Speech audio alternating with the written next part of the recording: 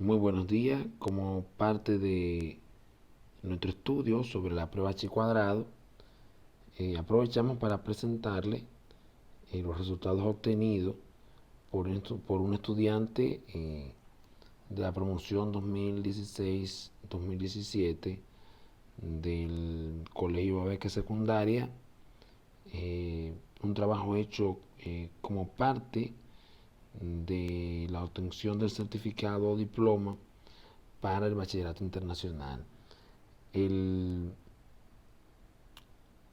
el tema que el estudiante seleccionó fue un análisis de la percepción del concepto de contextura física saludable versus el atractivo en la mujer. Como puede verse, octubre-noviembre de 2016.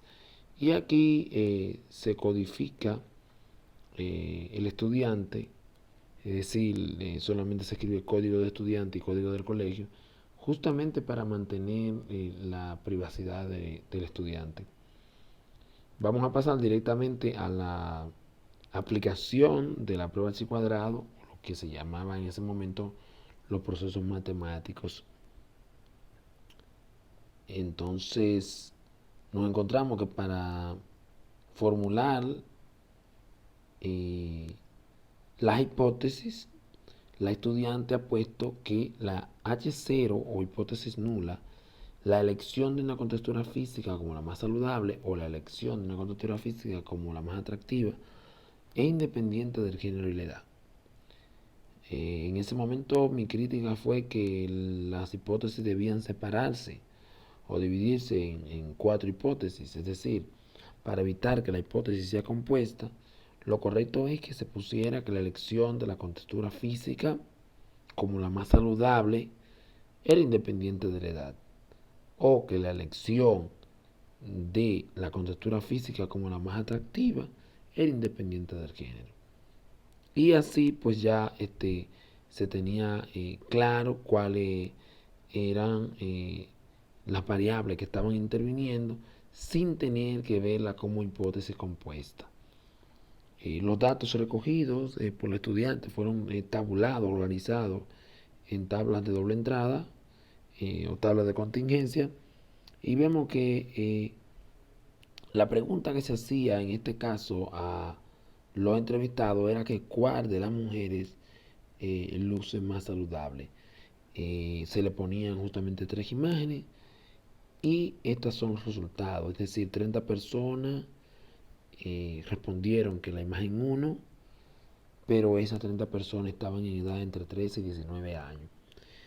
Entonces una vez recogidos los datos y tabulados, se pasaron a encontrar los totales correspondientes eh, en cada caso, y vemos que se construye una tabla paralela, que es la tabla de frecuencias esperadas. La tabla de frecuencias esperadas depende de la tabla de frecuencias observadas, y aquí la estudiante opta por poner exactamente que las frecuencias esperadas por definición son el total que está en una fila entre n, multiplicado por el total de una columna entre n por n.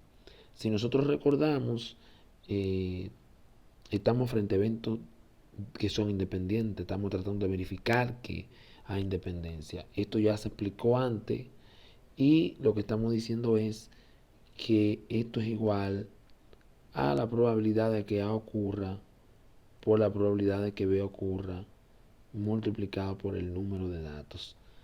Eh, Claramente que la probabilidad de que A ocurra es que si se selecciona una persona al azar, entonces en esos grupos de edades la persona sea elegida de 13 y 19 años. Pero como hay 76 personas que entre 13 y 19 años, entonces dividimos eso entre el total, que son 242. Y nos da eso la probabilidad de A. La probabilidad de B la obtenemos con la probabilidad de que la persona elegida haya seleccionado la imagen uno, pero hay 93 que han seleccionado la imagen uno. Entre el total, que es 242, entonces tenemos efectivamente 76 entre 242 por 93 entre 242 por 242 igual a 29.2. Esa es la primera frecuencia esperada. Notamos inmediatamente que esa frecuencia sustituye a la frecuencia observada 30. Así que tenemos ya su correspondiente, es decir, a la frecuencia observada 30 le correspondió la frecuencia esperada 29.2. De esta misma manera se va a proceder con los demás resultados. Es decir, para calcular la frecuencia esperada que corresponde al 38, pues sencillamente vemos que es 100 entre 242, o sea, la probabilidad del evento A entre 242 multiplicado por la probabilidad de que ocurra el evento B. Así que va a ser exactamente 93 entre 242 también, porque no hemos cambiado de columna. Multiplicado por el total, que en este caso debe ser efectivamente 242. Y lo que vemos es que esto es repetitivo hasta completar la tabla. Luego, para proceder en el cálculo del estadístico chi cuadrado, se hace necesario entonces que calculemos el número de grados de libertad. Como en la calculadora aparece DF, pero por lo general se utiliza la letra griega NU. El número de grados de libertad, que en este caso va a ser el número de fila menos 1 por el número de columna menos 1, igual a 2 por 2, que es 4. En el caso de que el número de grados de libertad fuera 1, entonces hay que utilizar la corrección de Yate para la continuidad, pero aquí no tenemos ningún problema. El estadístico chi cuadrado se calcula como la sumatoria de las diferencias entre F0 y Fe al cuadrado dividido entre Fe. Es decir, que solamente debemos aplicar aquí la fórmula.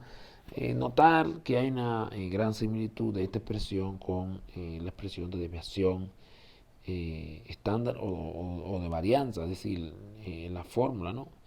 Fíjense que dijimos al inicio que lo que hace la prueba de chi cuadrado es determinar si hay diferencias significativas entre las probabilidades entre los valores observados y los valores que probabilísticamente se esperan que pasen.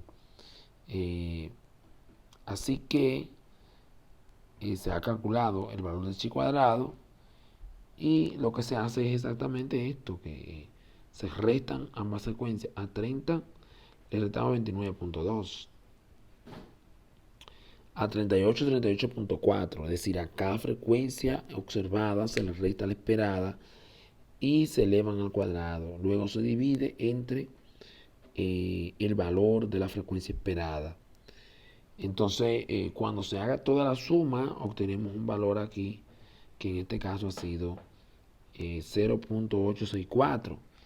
Entonces, claro que si este valor, que es 0.864, es menor que el chi crítico, entonces se acepta la hipótesis nula. En el caso de que sea mayor que el chi crítico, entonces se rechaza la hipótesis nula. Porque claro, vamos a caer en la región de rechazo. De igual forma, se repite en la misma pregunta y es lo que se hace de manera repetitiva en el proyecto para obtener la prueba de chi cuadrado. Realmente en términos del proyecto no está bien porque entre las sugerencias que tiene la IB es que los proyectos no sean repetitivos. Así que el estudiante pudo haber hecho la primera y las demás con la calculadora. Entonces, para obtener las conclusiones, lo que vemos es que si se realiza una prueba de chi cuadrado con un nivel de significación de un 5%, 4 grados de libertad, en este caso 4 grados de libertad, porque si se resta el número de fila menos 1 y al número de columna menos 1 multiplicado entre sí nos va a dar 4. Entonces el valor del chi crítico se va a buscar en una tabla que tenga 5% de significación con 4 grados de libertad y por tanto